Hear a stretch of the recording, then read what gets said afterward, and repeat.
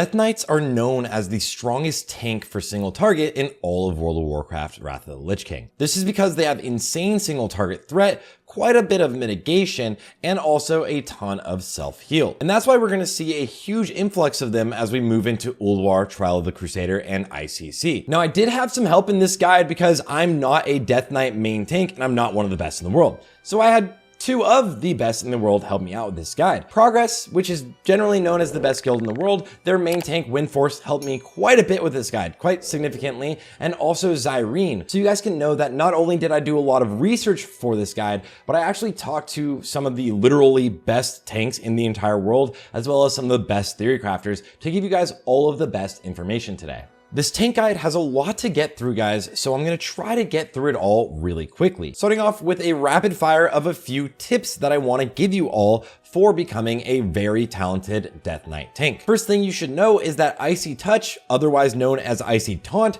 is a 14 times threat modifier. And it's basically a taunt. One Icy Touch can be upwards of 30,000 threat. So DK tanks have by far the best single target threat in the game, just because they can spam Icy Touch and no one can come even close to catching you on threat. Next one is that you can actually keep up the Bladed Barrier buff, which actually only procs if you have your blood runes off CD, giving you 5% reduced damage. Well, if you want to extend the duration of this buff, you can actually use Horn of Winter. It's probably a bug, but Horn of Winter for some reason refreshes this buff on yourself when you're not actually refreshing it by utilizing your blood runes. There's a lot of confusion about how Death Strike works. Death Strike does not heal you more for how much actual damage you do to the target. It actually heals you for 5% per disease on the target. And that's going to segue into should we be dual wielding or actually using a two-handed weapon. Now for DK tanks, it was traditional to see everybody use a two-handed weapon, but we're seeing a lot of the top tanks now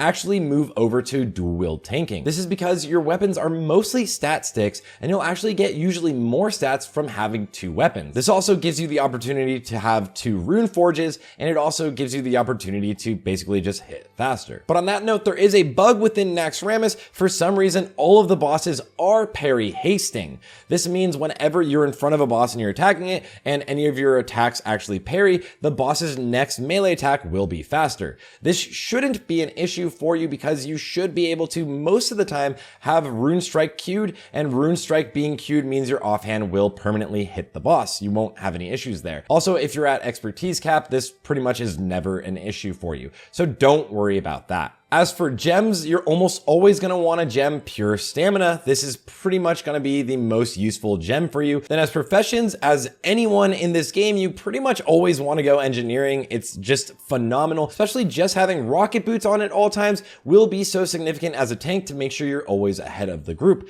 And the second strongest profession is going to be jewel crafting, but you can come decently close if you have leatherworking, mining, blacksmithing, or enchanting. You don't have to worry too much. They all come relatively close. And a huge defensive CD that most people don't know is that Army of the Dead actually acts as a mini shield wall. That's right. While you cast Army of the Dead, you take a significant amount less damage. So make sure you're actually utilizing this in scary sections of certain fights. As for stats you need as a DK tank, first of all, you don't have a shield, so there's no importance whatsoever to shield block because you literally can't block. The first thing you want to do is make sure you are uncrittable. That means you need 5.6% reduced chance for bosses to crit you, and that generally translates to 540 defense skill. But you can use defense and resilience to actually get here. DKs are pretty good at getting here because we do have Sigil of the Unfaltering Knight, which makes your Icy Touch actually give you 53 defense, and you're using Icy Touch all the time, so you're pretty much always stacked out on this extra 53 defense. Now you can see as I actually open up my character panel, I have this little weak aura right here, and I will share it in the description that tells me exactly my mitigation. I do not have defense cap until I'm using Icy Touch in the gear I'm currently using. But if I actually change to resilience, something like Anvil of the Titans, which is a very useful trinket, by the way, 84 resilience and a huge proc, then you'll actually see I no longer need to get all the way up there to 540 on defense skill. I actually only need to get to 517 to be uncrittable, and that means even without using Icy Touch, I'm already uncrittable. So make sure you're utilizing resilience. It's a really easy way to massively boost your actual mitigation. As for other stats, I would just make sure you're prioritizing really stamina. Mitigation is always phenomenal. Hit and expertise are important to you, but everything just kind of will come as you get better gear. I wouldn't really worry too much about it. Although you can hit parry cap, but we're not really worried about it just yet. Now it's time to show the specializations. I'm going to start with all of the blood specializations, but we're going to go through all of them. And this is going to be pretty quick, guys. So if you want these specs, just take a screenshot as I go through them. Now this is a single target blood two-handed spec. This is kind of your traditional specialization where you go down into the blood tree all the way down to Will of the Necropolis. Will of the Necropolis is this huge talent that means you'll pretty much never get one shot. This is the real big talent for something like tanking Hatefuls on Patchwork. Also do know, of course, you have Unholy Frenzy. This will be used to buff your friends. Vampiric Blood is one of those CDs like I was mentioning, as well as improved rune tap absolutely makes rune tap a lot more worth it. And then know that Scent of Blood is almost always taken at just one talent. You only need 1 point in this to get a massive amount of runic power. You're almost always going to be capped on runic power through this build. You have Death Rune Mastery, so you're going to have mostly Death Runes at all times. Every spec will have Bladed Barrier, giving you that mitigation, Toughness, giving you more mitigation, and pretty much every spec will always have Anticipation. But you will then go into the Frost Tree. That's pretty standard if you are in the Blood Tree to move into the Frost Tree, other than grabbing the Anticipation for extra dodge. Switching it up for the same single target kind of situation, but now you are a dual wield spec, you get rid of things like two-handed specialization. You don't need two-handed specialization at all, even if you are normal two-handed blood, but it does help you in your single target DPS a bit, but it doesn't really help you too much in your threat and overall. So it's a kind of mediocre talent, to be honest. But this is going to be your specialization for two-handed single target blood. As for a blood AoE build, so you're going to be blood in tanking throughout most of the raids, you're going to be looking at something like this, where you actually go deeper into the Unholy Tree to grab Morbidity, which makes you actually have less of a cooldown on Death and Decay. I would almost always suggest this unless you are purely single target tanking bosses. Having Morbidity is phenomenal. It is so strong, being able to switch between different things like Blood Boil and Death and Decay on every other pack for some snap threat. Now looking at probably the most well-rounded blood DPS spec, this in the background is a spec from our boy Zyrene that I would highly suggest running actually. It goes deeper into the Unholy Tree, getting Morbidity, which is absolutely necessary if you're doing any sort of full raids. The last blood tank spec is the double buff spec, which means you're getting Unholy Frenzy and you're grabbing Icy Talons. You would only run the double tank spec if you don't have a Frost DK in your raid really, because you're just double dipping into the Icy Talons and they don't really stack. So you would only do this mostly for 10-man raids. I wouldn't really focus too hard on being the double buff spec. It's not really something you're going to see all too often. Now I do want to say that blood DKs are more often than not focused specifically on tanking bosses, less than being the main tank for an entire raid, especially if you're moving quickly.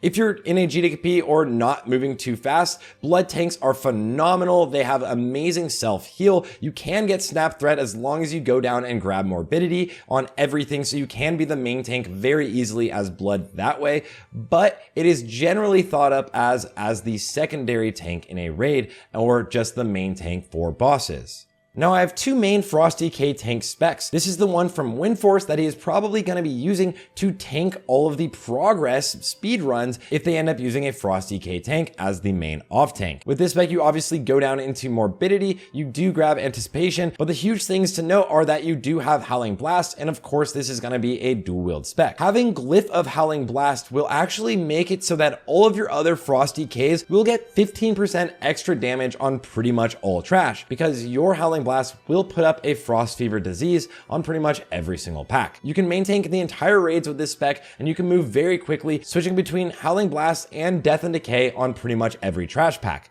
And you also do have 1 point into Scent of Blood for that phenomenal actual runic power generation. And the second Frost off tank spec that I have is more of almost a pure DPS spec, where again, you're probably going to want to run Glyph of Howling Blast as well as Glyph of Death and Decay for Morbidity, but then you're actually going deeper into the actual unholy tree, getting a little bit more single target DPS using necrosis and blood caked blades. I should note that bladed armor actually gets massive value from actually being a tank, because this does scale on your actual armor, and your armor goes up whenever you're in frost presence. So do know that whenever you're in frost presence, bladed armor will double dip and give you actually extra attack power. Now let's talk about glyphs really quickly. Almost every DK tank specialization is using Glyph of Disease. If you are tanking overall damage, something like trash, you're almost always going to want to grab Glyph of Death and Decay. And if you're a Frost DK tank, I would highly suggest grabbing Glyph of Howling Blast. If you're focused primarily as a DPS and barely ever tanking as a Frost DK, make sure you actually get Glyph of Frost Strike as well as Glyph of Obliterate as your two that pair with Glyph of Disease. But if you're off tanking like at all, I would rather you have Glyph of Howling Blast to increase the DPS of all of your other Frost DKs in the raid if you can, because again, the Tundra Stalker talent. Now as a blood DK tank, if you're not tanking trash and grabbing morbidity, then you don't necessarily need Death and Decay. If you're purely doing single target situations, the two that you really want would be Glyph of Vampiric Blood to increase the duration of Vampiric Blood, as well as Glyph of Disease. Then your third glyph is up to you, whatever you want to fill it with, so don't worry too much about that. As for minor glyphs, you're always going to choose Pestilence and Raise Dead. Pestilence is honestly one of the best glyphs in the entire game, and your third glyph can pretty much be whatever you want. Sometimes Horn of Winter, but I don't see the point because you like to spam Horn. I would rather have Blood Tap to take no damage whenever I use Blood Tap, but the damage is minimal anyways. Here in the background is an example of a phase 1 BiS set that is a highly mitigation based phase 1 BiS set, where of course you're using Austere Earthsiege Diamond for extra stamina and armor value, and all of your gems except for one are gonna be stamina. The only one you're switching out is gonna be the one that's 8 strength and 12 stamina to proc that actual red gem from your meta. Then you're gonna use 4-piece Valorous for your tank set and Leggings of Sovereignty as your offset piece, as well as of course you have jewel crafting and double Last Laugh with the rune of Nerubian Carapace. This is gonna be your main best set for a DK tank if you're going for basically pure mitigation. Now, if you're looking at a speed run or actual high-end guild situation and you're trying to min-max your actual class even more and you want to kind of do as much as possible and add some actual damage, this is more of a phase 1 BiS set where you're actually using 2-piece of your tank set and 2-piece of your actual DPS set. This BiS list is from Windforce, where he's using DPS gloves and shoulders and the tank helm and chest piece. You're also still going to be gemming stamina everywhere, so don't change anything about that. And your shoulder enchant, I should have mentioned before, is going to be the 30 stamina, 15 resilience shoulder enchant. Then you're going to want to pop on Darkmoon Card Greatness for a massive amount extra damage, Sigil of Awareness for most situations. In this set, as you can see, you already have defense cap, so you're not worried about anything. So Sigil of Awareness will greatly increase your single target DPS. And then he's using double Broken Promise for that extra defense with a Rune of Fallen Crusader on the main hand and Nerubian Carapace on the offhand. Death Knight tanks should never have issues getting threat, although Blood DKs will have some issues getting AoE threat as their threat will have to build up. So on single target, Icy Touch is phenomenal. As for AoE threat, Frost DKs can actually rotate between using Howling Blast, Death and Decay, as well as Blood Boil to snap threat on every target. If there's an issue with that, Pestilence is kind of a slower way to build your AoE threat, and I wouldn't suggest getting all your diseases up on every target really early on trash packs if you're the main tank, because you're gonna not get threat for the first like 3 seconds. Diseases take 3 seconds to tick, and it's actually not that great of snap threat. All right, and lastly would just be single target rotation. And your single target rotation is pretty much the same rotation as you want it to be from DPSing. Your job is mostly going to be to DPS unless you have any issues with threat. If you do have issues with threat, you want to prioritize using Icy Touch as often as possible. The first thing you generally want to do on bosses is actually use Death Grip because it is a mini taunt and it has a significant amount of range. You can also pull with normal taunt, hit them with an Icy Touch, and then move into your normal rotation. If you're playing the Blood specialization, you're actually going to go into the 3 Icy Touch rotation, which means you're going to do a Death Grip or a ranged taunt into an Icy Touch and a Plague Strike. Then you'll Death Strike into a Blood Tap and Blood Strike so that you've now used both of your blood runes, and you can also then empower Rune Weapon, Pestilence, and hit 3 Icy Touches, moving into triple Icy Touch, death strike, triple icy touch, death strike kind of situation. But realistically, you should have no problems whatsoever on single target threat. So a lot of times you can just kind of focus on a normal DPS rotation, and whenever anyone gets anywhere near catching up to you, just start spamming icy touch. And that's pretty much it, guys. That's everything you need to know right now. I could go into gearing for the next phases, but I'll have a different guide for that.